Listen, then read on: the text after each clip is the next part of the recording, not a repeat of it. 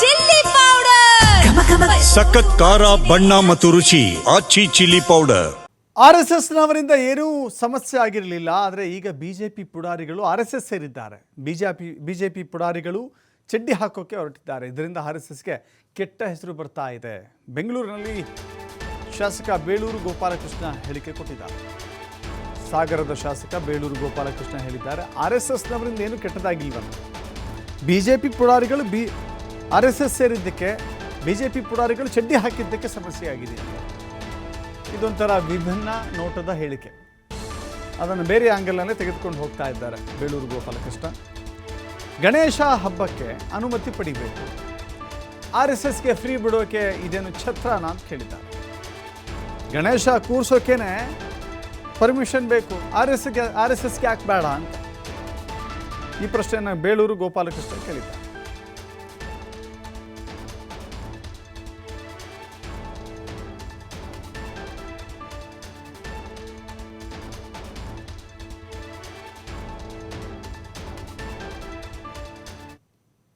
ಜನ ಮಾಡ್ಕೊಂಡು ಹೋಗ್ತಾ ಇದ್ರು. ಈಗ ಸುಮ್ಮನೆ ಈ BJP ಕೆಲವು ಪುಡಾರಿಗಳು ಸಹ ಚಡ್ಡಿ ಹಾಕಕ್ಕೆ ಹೊರಟುಬಿಟ್ಟಿದ್ದಾರೆ. ಅವರಿಂದ ಸಮಸ್ಯೆ ಆಗಿದ್ದು, RSSರಿಂದ ಏನು ಸಮಸ್ಯೆ ಇರಲಿಲ್ಲ.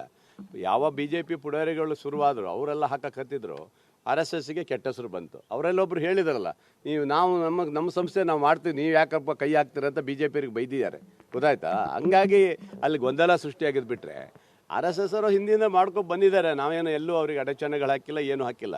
ಆದರೆ ಒಂದು ತಿಳ್ಕೊಬೇಕ್ರಿ, ಈಗ ಗಣೇಶಕ್ಕೆ ಈಗ ಇಡಬೇಕಾದ್ರೆ ಪರ್ಮಿಷನ್ ತೊಗೊತೀರಿ, ಯಾವ್ದಾದ್ರು ಫಂಕ್ಷನ್ ಮಾಡ್ಬೇಕಾದ್ರೆ ಪರ್ಮಿಷನ್ ತೊಗೊತಾರೆ.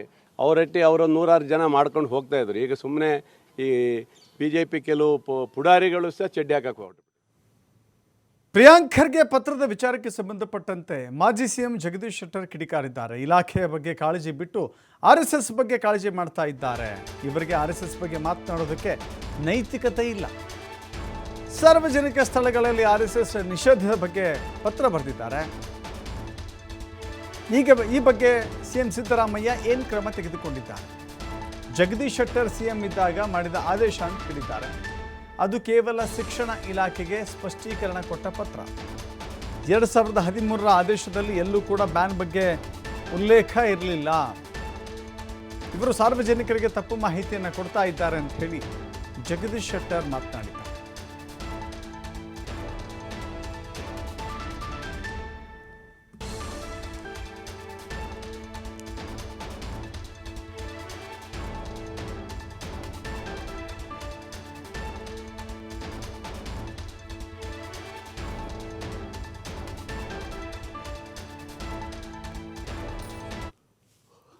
ಇವತ್ತು ಪ್ರಿಯಾಂಕಾ ಖರ್ಗೆ ತಮ್ಮ ಅಡಿಬೇರೆ ಡಿಪಾರ್ಟ್ಮೆಂಟು, ತಮ್ಮದೇನು ಇಲಾಖೆ ಇದೆ ITBT, ಅದರ ಬಗ್ಗೆ ಕಾಳಜಿ ತೆಗೆದುಕೊಳ್ಳೋದು ಬಿಟ್ಟು, ಅದರ ಬಗ್ಗೆ ಪರ್ಫಾರ್ಮೆನ್ಸ್ ಮಾಡೋದು ಬಿಟ್ಟು, ಇಡೀ ಜಿಲ್ಲೆಯಲ್ಲಿ ಎಲ್ಲಿ ಪ್ರವಾಸ ಮಾಡಿದ್ದಾರೆ ಅವರು?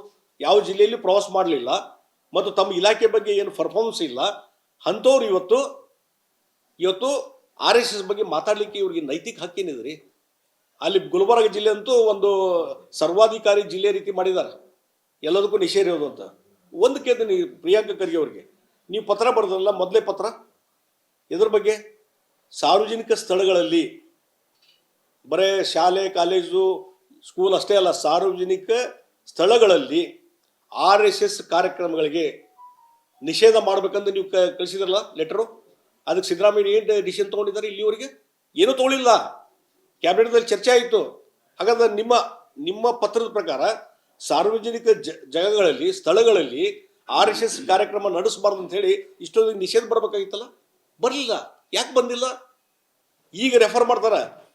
ಜಗದೀಶ್ ಶೆಟ್ಟರ್ ಮುಖ್ಯಮಂತ್ರಿ ಇದ್ದಾಗ 2013ರಲ್ಲಿ ಏನೊಂದು ಆದೇಶ ಆಗಿತ್ತು, ಅದೇನ ನಾವು ಮುಂದುವರ್ಸಿದೀವಿ ಅಂತ ಹೇಳಿ. ಅದು ಆದೇಶ ಅಲ್ರಿ, ಇದು ಶಿಕ್ಷಣ ಇಲಾಖೆಗೆ ಒಂದು ಸಂಸ್ಥೆಯವರು ಪರ್ಮಿಷನ್ ಕೇಳಿದಾಗ ಅದು ರೆಫರ್ ಮಾಡಿದಂಥ ಆ ಶಿಕ್ಷಣ ಇಲಾಖೆಯವರು ಅದಕ್ಕೆ ಪ್ರತ್ಯುತ್ತರ ಕೊಟ್ಟಂಥದ್ದು, ಸ್ಪಷ್ಟೀಕರಣ ಕೊಟ್ಟಂಥ ಒಂದು ವಿವರಣೆ ಅದು. ಜಗದೀಶ್ ಶೆಟ್ಟರ್ ಮುಖ್ಯಮಂತ್ರಿ ಇದ್ದಾಗ ಯಾವುದೋ ಕ್ಯಾಬಿನೆಟ್ಗೆ ಈ ರೀತಿ ಪ್ರಿಯಾಂಕಾ ಖರ್ಗೆ ಅಂತವ್ರು ಏನು ಬರೆದಿದ್ದ ಲೆಟರು, ಅದರ ಆಧಾರದ ಮೇಲೆ ಏನೋ ಚರ್ಚೆಯಾಗಿ ಕ್ಯಾಬಿನೆಟ್ನಲ್ಲಿ ನಿರ್ಧಾರ ತೆಗೆದುಕೊಂಡಿದ್ದ ಅಲ್ಲ. ತಿಳ್ಕೊಂಡ್ರಿ, ಪ್ರಿಯಾಂಕಾ ಖರ್ಗೆ ತಮ್ಮ ಅಡಿಬೇರೆ ಡಿಪಾರ್ಟ್ಮೆಂಟು, ತಮ್ಮದೇನು ಇಲಾಖೆ ಇದೆ. RSSಗೆ 100 ವರ್ಷದ ಸಂಭ್ರಮದ ಹಿನ್ನೆಲೆ ಬಳ್ಳಾರಿಯ ಕೂಡ್ಲಿಗೆಯಲ್ಲಿ RSS ಪಥ ಸಂಚಲನವನ್ನು ನಡೆಸಿದೆ. ಕೂಡ್ಲಿಗಿ ಪಟ್ಟಣದ ನಾನಾ ಬೀದಿಗಳಲ್ಲಿ ಪಥ ಸಂಚಲನ ಸಾಗಿತ್ತು. ಪಥ ಸಂಚಲನದಲ್ಲಿ ಮಾಜಿ ಸಚಿವ ಶ್ರೀರಾಮುಲು ಭಾಗಿಯಾಗಿದ್ದಾರೆ. ಬಿಜೆಪಿ ಎಸ್ಟಿ ಮೋರ್ಚಾದ ರಾಜ್ಯಾಧ್ಯಕ್ಷ ಭಾಗಿಯಾಗಿದ್ದಾರೆ. ಬಂಗಾರು ಹನುಮಂತು ಸೇರಿದಂತೆ ಗಣ್ಯರು ಭಾಗಿಯಾಗಿದ್ದಾರೆ. ಪಥ ಸಂಚಲನದಲ್ಲಿ ಭಾಗಿಯಾಗಿದ್ದಾರೆ ಸಾವಿರಾರು ಜನ. RSS ಪಥಸಂಚಲನ ದಿನವೇ ಅಂದರೆ ಪಥಸಂಚಲನವನ್ನು ಮಾಡುವಂಥ ದಿನವೇ ವಿವಾದವೊಂದು ಹುಟ್ಟಿಕೊಳ್ತು.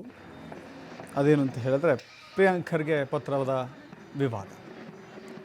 RSSನ್ನು ಬ್ಯಾನ್ ಮಾಡಬೇಕು ಸಾರ್ವಜನಿಕ ಸ್ಥಳಗಳಿಂದ ಅಂತ ಹೇಳಿ ಈಗ ಮತ್ತಷ್ಟು ಜಿದ್ದಿಗೆ ಬಿದ್ದಂತೆ ಕಾಣಿಸ್ತಾ ಇರುವಂಥ BJP ಅಥವಾ RSS ಪಥಸಂಚಲನವನ್ನು ನಡೆಸ್ತಾ ಇದೆ. ಅದರ ಮುಂದುವರಿದ ಭಾಗ ನೋಡ್ತಾ ಇದ್ದೀರಿ. ಇದು ಬಳ್ಳಾರಿಯ ಹೊಸಪೇಟೆಯ ಕೂಡ್ಲಿಗಿ ಭಾಗದಲ್ಲಿ ಕೂಡ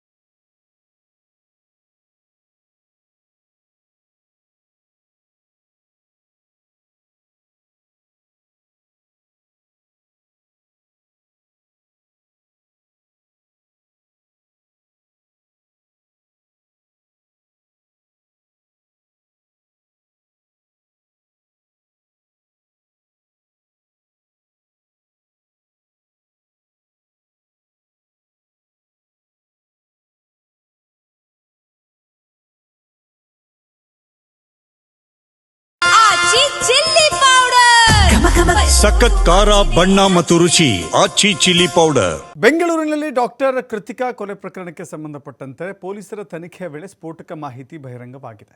ಮೆಡಿಕಲ್ಗೆ ಹೋಗಿ ಔಷಧ ಮಿಶ್ರಿತ ಡ್ರಗ್ ಖರೀದಿ ಮಾಡಿದ್ದ ಮಹೇಂದ್ರ ರೆಡ್ಡಿ, ತನ್ನ ಹೆಂಡತಿಯನ್ನೇ ಕೊಲೆ ಮಾಡಿದ್ದ ಮಹೇಂದ್ರ ರೆಡ್ಡಿ ಇಬ್ಬರು ಕೂಡ ವೈದ್ಯರೇ ಆಗಿದ್ದರು.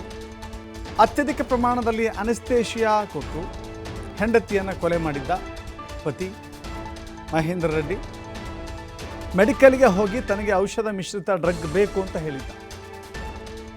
ಅದನ್ನು ಎಲ್ಲರಿಗೂ ಕೂಡ ಕೊಡಲಾಗೋದಿಲ್ಲ ಅಂತ ಮೆಡಿಕಲ್ ಸಿಬ್ಬಂದಿ ಹೇಳಿದ್ರು. ಆಗ ತಾನೊಬ್ಬ ಸರ್ಜನ್ ಅಂತ ಹೇಳಿದ್ದ ಡಾಕ್ಟರ್ ಮಹೇಂದ್ರ ತಾನೇ ಬರೆದ ಆಸ್ಪತ್ರೆಯ ಚೀಟಿಯನ್ನು ಮೆಡಿಕಲ್ ಸಿಬ್ಬಂದಿಗೆ ತೋರಿಸಿದ. ತನಗೆ ಟ್ರೀಟ್ಮೆಂಟ್ಗಾಗಿ ಬೇಕಾಗಿದೆ ಅಂತ ಹೇಳಿ ಮಹೇಂದ್ರ ಆ ಮೆಡಿಕಲ್ ಶಾಪ್ನವರನ್ನು ಒಪ್ಪಿಸಿದ್ದ. ಬಳಿಕ ಮೆಡಿಸಿನ್ ಪಡೆದುಕೊಂಡು ಬಂದಿದ್ದ ಆ ಡಾಕ್ಟರ್ ಮಹೇಂದ್ರ ಅತ್ಯಧಿಕ ಪ್ರಮಾಣದಲ್ಲಿ ಅಂದರೆ ಆಕೆಯನ್ನು ಹೇಗಾದರೂ ಮಾಡಿ ಕೊಲೆ ಮಾಡಬೇಕು ಅಂಥೇಳಿ ನಿಶ್ಚಯ ಮಾಡಿದ್ದ. ಬಹಳ ವರ್ಷ ಏನೂ ಆಗಿರಲಿಲ್ಲ ಮದುವೆ ಆಗಿ, ಆದರೆ ಆಕೆಯನ್ನು ಕೊಲ್ಲುವಂಥ ತೀರ್ಮಾನಕ್ಕೆ ಆತ ಬಂದಿದ್ದ. ಇಬ್ಬರು ವೈದ್ಯ ದಂಪತಿಗಳು, ಇಬ್ಬರು ಸರಿಸಮಾನವಾದಂಥ ಹುದ್ದೆಯಲ್ಲಿದ್ದಂಥವರು, ಇಬ್ಬರಿಗೂ ಕೂಡ ಇಷ್ಟವಿದ್ದ ಮದುವೆ ಆಗಿದ್ದರು. ಆದರೆ ಆತನಿಗೆ ಬೇರೊಂದು ಕಾರಣಕ್ಕಾಗಿ ಮಹೇಂದ್ರ ರೆಡ್ಡಿ ಕೃತಿಕಾಳನ್ನು ಕೊಲೆ ಮಾಡಬೇಕು ಅಂಥೇಳಿ ನಿರ್ಧಾರ ಮಾಡಿದ್ದ. ಹೆಂಡತಿಯ ಮನೆಯಿಂದ ಹಣವನ್ನು ತೆಗೆದುಕೊಂಡು ಬಂದರೆ ಸ್ವಂತದ್ದೊಂದು ಆಸ್ಪತ್ರೆಯನ್ನು ಕಟ್ಟಬೇಕು, ಹೆಂಡತಿಯಿಂದ ದುಡ್ಡನ್ನು ಮನೆಯಿಂದ ಇಸ್ಕೊಂಡು ಬಾ ಅಂತ ಹೇಳ್ತಾ ಇದ್ದ. ತವರು ಮನೆಯಿಂದ ದುಡ್ಡನ್ನು ತೆಗೆದುಕೊಂಡು ಬಾ ಅಂತ. ಯಾವಾಗ ತವರು ಮನೆಯಿಂದ ದುಡ್ಡು ತೆಗೆದುಕೊಂಡು ಬರಲಿಲ್ಲ, ಆತ ಒಂದು ಆಸ್ಪತ್ರೆ ಕಟ್ಟಬೇಕು ಅಂತ ಅಂದ್ಕೊಂಡಿದ್ನಲ್ಲ, ಅದು ಈಡೇರಲಿಲ್ಲ. ಸೊ ಹೀಗಾಗಿ ತಾನು ಅಂದುಕೊಂಡಿದ್ದಂತೆ ನಡೆಯಲಿಲ್ಲ ಎನ್ನುವ ಬೇಸರಕ್ಕೆ ಹೆಂಡತಿಯನ್ನು ಮುಗಿಸಬೇಕು ಅಂತ ಅಂದುಕೊಂಡ. ಆಯ್ಕೆ ಮಾಡಿಕೊಂಡಿದ್ದು ಮೆಡಿಸಿನ್ ಮೂಲಕವೇ ಆಕೆಯನ್ನು ಉಸಿರು ನಿಲ್ಲಿಸಬೇಕು ಅಂತ ಹೇಳಿ. ಹೀಗಾಗಿ ಮಿಶ್ರಿತ ಡ್ರಗ್ಗನ್ನು ತಾನೇ ಮೆಡಿಕಲ್ಗೆ ಹೋಗಿ ತಾನೊಬ್ಬ ವೈದ್ಯ ಅಂತ ಪರಿಚಯಿಸಿಕೊಂಡು ಮೆಡಿಕಲ್ ಶಾಪ್ ಅವರನ್ನು ಕನ್ವಿನ್ಸ್ ಮಾಡಿ ತೆಗೆದುಕೊಂಡು ಬಂದ. ಅದೇ ಡ್ರಗ್ಸನ್ನು ಆಕೆಗೆ ಕೊಟ್ಟಿದ್ದ. ಆಕೆ ಪ್ರಾಣವನ್ನು ಬಿಟ್ಟಿದ್ಲು. ಅದಾದ 6 ತಿಂಗಳ ನಂತರದಲ್ಲಿ ಪ್ರಕರಣ ಹೊರಗೆ ಬರುತ್ತೆ. ನೋಡಿ, ನೋವಿನಿಂದ ಬಳಲಿ ಬಳಲಿ ಮಲಗಿದ್ಲು ಕೃತಿಕಾ. ಈ ವೇಳೆ ರಾತ್ರಿ ತೆರಳಿ IV ಮೂಲಕ ಆ ಔಷಧವನ್ನು ನೀಡಿದ್ದ. ಬೆಳಿಗ್ಗೆ ಏಳುವ ಸಮಯದಲ್ಲಿ ಆಕೆ ಜೀವಂತವಾಗಿ ಇರಲಿಲ್ಲ. ಇಂಜೆಕ್ಷನ್ ಪವರ್ಗೆ ಕೋಮಾಗೆ ಹೋಗಿದ್ಲು ಡಾಕ್ಟರ್ ಕೃತಿಕಾ. ಕೋಮಾದಿಂದ ಹೊರ ತರಲು ಮೆಡಿಸಿನ್ ಕೊಡಲಿಲ್ಲ. ಮಲಗಿದ್ದ ಜಾಗದಲ್ಲಿ ಸಾವನ್ನಪ್ಪಿದ್ಲು ವೈದ್ಯೆ ಕೃತಿಕಾ.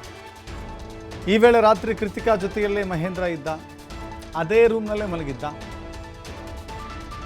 ಸದ್ಯ ಈ ಮಹೇಂದ್ರ ತೆಗೆದುಕೊಂಡಿದ್ದಂಥ ಮೆಡಿಸಿನ್ ಇದೆಯಲ್ಲ, ಅದನ್ನು ಆ ರಹಸ್ಯವನ್ನು ವೇದಿಸಿದೆ.